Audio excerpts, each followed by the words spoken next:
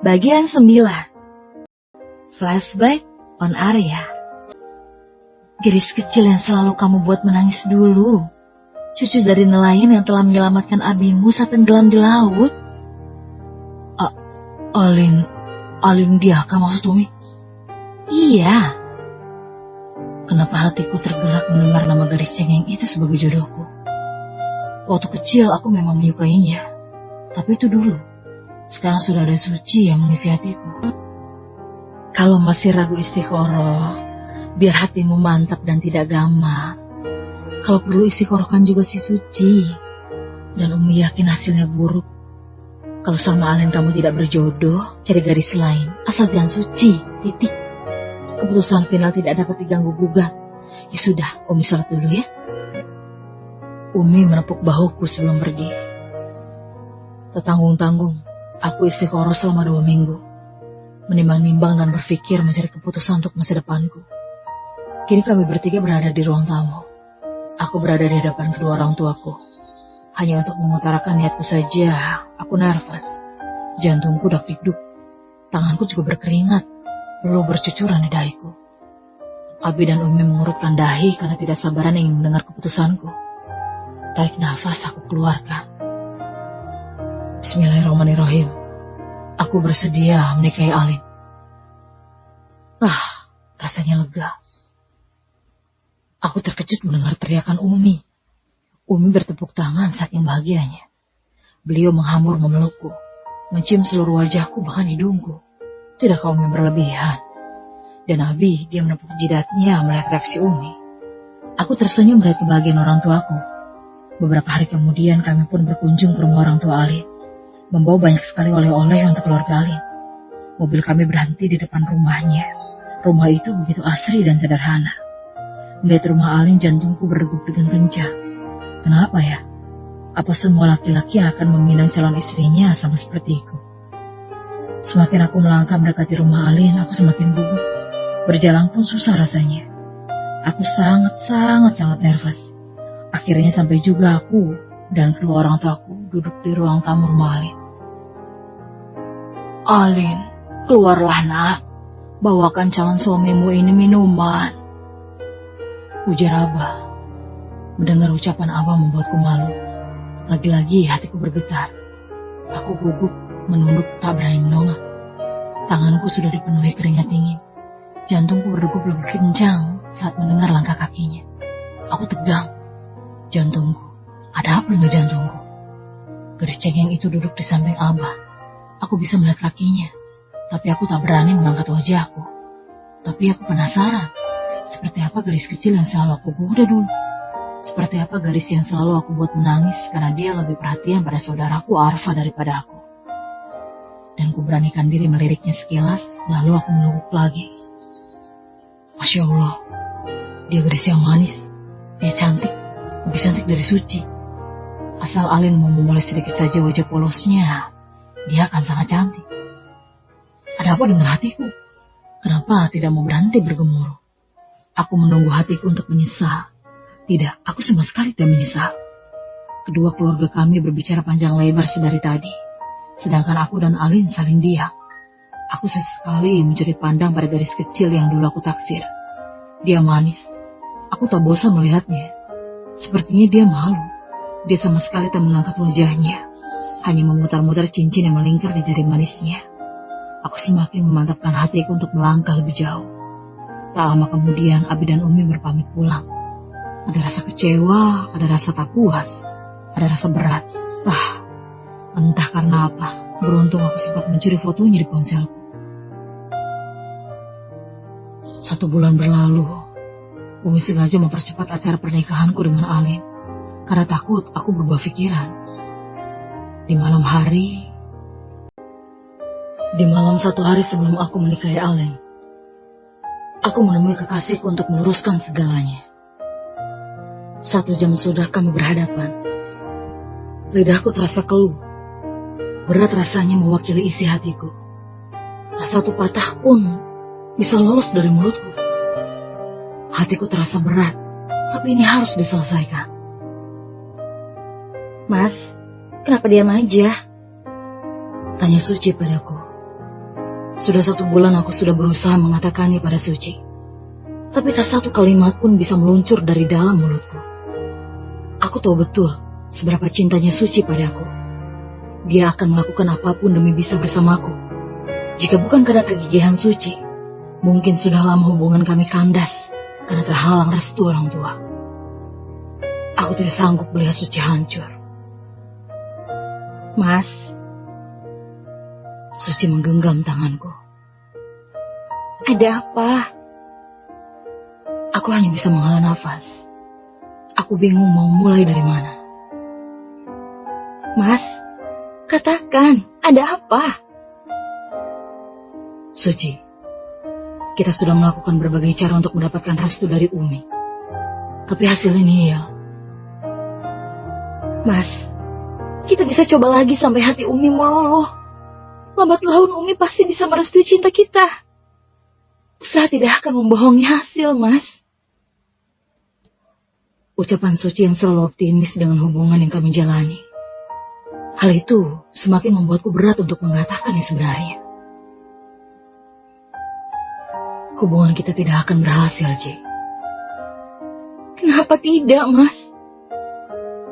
Wajah Suci mulai pias. Suci, hubungan kita harus berakhir, Suci. Besok aku akan menikah. Maaf, aku baru bisa mengatakannya. Akhirnya aku bisa menyampaikan kata-kata itu. Kata-kata yang sudah kurangkai selama sebulan lamanya. Bercanda kamu, Mas. Gak lucu, Mas. Aku serius, Suci. Aku gak percaya. Aku mengeluarkan undangan pernikahanku dari saku celana dan meletakkannya ke atas meja. Suci meraih undangan itu. Setelah ia baca, wajahnya seketika menjadi pucat, tangannya gemetar, dan air mata mulai mengalir deras dari mata lentiknya. Sumpah demi apapun, hatiku juga teriris menyaksikan wanita yang aku cintai hancur. Dan akulah yang telah menghancurkan hatinya. Ini gak mungkin, Mas. Ini gak mungkin. Aku gak percaya. Katakan semua ini bohong. Tangisan Suci semakin pilu dan membuat dadaku terasa sesak. Tenanglah, Suci. Ini takdir yang harus kita jalani. Aku gak bisa, Mas. Aku gak sanggup jika harus kehilanganmu, Mas. Tolong batalkan pernikahanmu demi aku. Sudah lama aku menunggumu. Aku sangat mencintaimu. Suci bersimpuh di lantai memegangi lutut, yang membuatku semakin merasa bersalah. Maafkan aku, Suci. Pernikahanku besok tidak mungkin bisa diundur. Aku tidak sanggup melihat Umi sedih. Sudah cukup aku membuat hidup beliau hancur. Aku tidak bisa, Mas. Aku tidak sanggup jika harus kehilanganmu. Aku mohon, Mas, pertahankan aku. Jangan tinggalkan aku, Mas. Aku rela menjadi simpanan-Mu, tapi aku tidak akan pernah bisa hidup tanpamu, Mas. Maafkan aku, Suci. Tapi aku bukanlah lelaki sebrengsek itu. Terimalah keputusanku. Terima takdir ini. Semoga kamu bisa mendapatkan laki-laki yang jauh lebih baik dariku. Kini bukan hanya Suci yang menangis. Aku pun juga sama. Tapi aku tidak bisa, Mas. Aku tidak sanggup. Aku benar-benar tidak tega melihat keadaan wanita yang aku cintai kacau seperti ini. Aku memutuskan pergi meninggalkan Suci. Karena aku takut jika aku terus melihatnya seperti ini, hatiku bisa luluh. Tapi Suci berlari memelukku dari belakang, membuatku sulit untuk melangkah. Aku menghela nafas frustasi. Apa yang harus kulakukan? Tidak mungkin aku menikahi mereka berdua. Nikahi aku, Mas. Nikahi aku juga. Seandainya Alin mau dimadu, tentulah aku akan menikahi Suci. Aku pun menyukai keduanya. Oh, ya Tuhan. Pikiranku macam apa yang melintas di otakku. Hanya karena tak tega melihat Suci, pikiranku jadi rusak. Suci, belajarlah ikhlas. Belajarlah menerima. Ini sudah menjadi suratan takdir. Kita memang harus pisah. Dan setelah itu, Aku meninggalkan Suci, meski Suci terus menahanku. Saudara Arya Wiguna bin Hoirun Nizam, saya nikahkan dan kawinkan engkau dengan anak saya yang bernama Alindya Tantrias dengan mas kawinnya berupa uang 500 juta, emas 100 gram dan seperangkat alat sholat tunai. Ucap Abah Fajar. Saya terima nikahnya dan kawinnya Alindya Tantrias binti Muhammad Fazaruddin dengan mas kawin tersebut tunai. Para saksi kompak mengucapkan kata sah dan serempak membaca doa. Ale mencium tanganku dan aku mengecup keningnya. Lega rasanya. Akhirnya aku menjadi seorang suami. Kening Ale sangat harum dan bikin hagih. Tak sabar rasanya menunggu nanti malam. Berdekatan seperti ini dengan Alin membuatku nervous. Pikiranku tidak terhenti untuk berhayal. Acara diselenggarakan di kediaman keluarga Bapak Muhammad Fazaruddin. Begitu banyak tamu yang hadir. Dari keluarga Alin, kerabat dan teman-temannya. Dan dari keluargaku dan juga kerabatku, juga teman sekolah dan sekantorku. Walau jauh dari kota Jakarta, mereka semua tetap hadir. Aku begitu takjub saat melihat kecantikan istriku. Benar kan kataku, jika dipoles, gadis kecilku ini akan sangat cantik. Nanti malam terekam bro, jangan kasih kendor. Sahabatku membisikkan kata-kata yang membuatku panas dingin. Untung Alin tak dengar. Jika dengar, bisa malu aku. Hal yang mengejutkanku terjadi. Mata kami saling bertemu. Dia hadir di acara pernikahanku. Matanya merah dan sembab. Dapat dipastikan dia menangis sepanjang waktu. Membuatku sangat gugup. Apa yang akan dia lakukan di sini? Aku takut dia melakukan kekacauan di sini. Dia naik ke panggung, menjabat tanganku, kemudian menjabat tangan Alin. Setelah itu dia pergi meninggalkan kami di atas panggung, meninggalkan aku yang masih tercengang dengan sepucuk surat di tanganku. Sesegera mungkin aku membuka kertas kecil itu, dan isinya, jangan jauh-jauh dari HP-mu. Apa maksudnya ini? Aku memanggil asisten pribadiku dan meminta HP-ku yang ia bawa. Aku tidak tahu apa rencana mantan kekasihku itu. Waktu terus bergulir. Aku sudah tak memikirkan mantan kekasihku itu. Yang ada di otakku hanya bagaimana rasanya malam pengantin. Aku sudah sangat penasaran dengan yang namanya begitu. Aku sudah cukup umur. Sepanjang hidup aku sudah menahannya. Nanti malam sudah waktunya melakukan itu. Ya, tentu saja dengan istri halalku. Semakin lama jantungku semakin dak-dikduk. Memikirkan malam puncak bagi pengantin baru. Waktu pun berjalan begitu lambat bagiku. Ingin rasanya aku mengusir para tamu serta kerabat undangan dan menyeret Alin memasuki kamar saja. Tapi yang kulihat tamu tak kunjung suruh. Padahal aku sudah sangat lelah seharian hanya berdiri dan duduk di panggung. Pukul 9 malam tamu mulai sepi. Hanya tinggal beberapa kerabat saja. Alin mulai turun dari panggung. Dan aku masih berkumpul dengan para orang tua. Abah menyuruhku untuk segera istirahat karena pengantinku sudah menunggu di kamar. Kini aku sudah berada di depan pintu kamar Alin. Aku sangat gugup. Aku menerawang dari luar. Apa yang dilakukan pengantinku di dalam dan apa yang akan terjadi jika aku memasuki kamarnya. Berduaan di dalam kamar pengantin dengan gadis kecilku membuat pikiranku begitu menggila. Apa semua lelaki yang akan melakukan malam pertama sama gugupnya denganku? Aku mulai membuka pintu dengan tanganku yang sudah gemetar. Setelah pintu terbuka, aku memasuki kamar pengantin baru itu. Gadis itu berada di tengah ranjang yang ditaburi mawar bunga. Dia bersandar di headboard ranjang.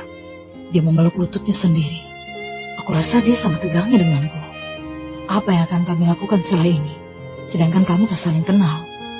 Hanya dulu waktu kecil kami sering bermain bersama. Tapi aku rasa dia tidak ingat padaku. Karena dia masih terlalu kecil. Kuperhatikan sekeliling kamar kami juga dihiasi bunga-bunga di dinding. Kukunci rapat-rapat pintu agar tak ada yang mengganggu malam pertama kami. Ku dapat melihat gerakan kecil Alin yang semakin menggerakkan pelukannya. Saat melihatku mengunci pintu itu, jemari kakinya juga mulai merut.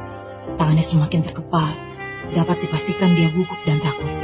Aku bingung harus memulainya dari mana. Saling bicara pun kami tak pernah. Masa ya aku langsung mengajaknya begitu luar? Aku membuka jasku, membuka kemejaku dan hanya menyisakan kaos berwarna putih tipis yang masih melekat di tubuhku. Aku tersenyum melihat dia semakin mengkerut dan menunduk. Walau aku sendiri sangat nervous dan malu. Mau tak mau, aku akan melakukan malam pertama saat ini juga. Melakukan tugasku sebagai seorang suami. ganjaran besar, pahala besar. Saat ku mulai membuka resleting, panggilan video masuk dari Suci. Seketika langsung kututup kembali resletingku. Suci membuatku dejavu. Aku merasa trauma akan menguasai otakku lagi. Bersambung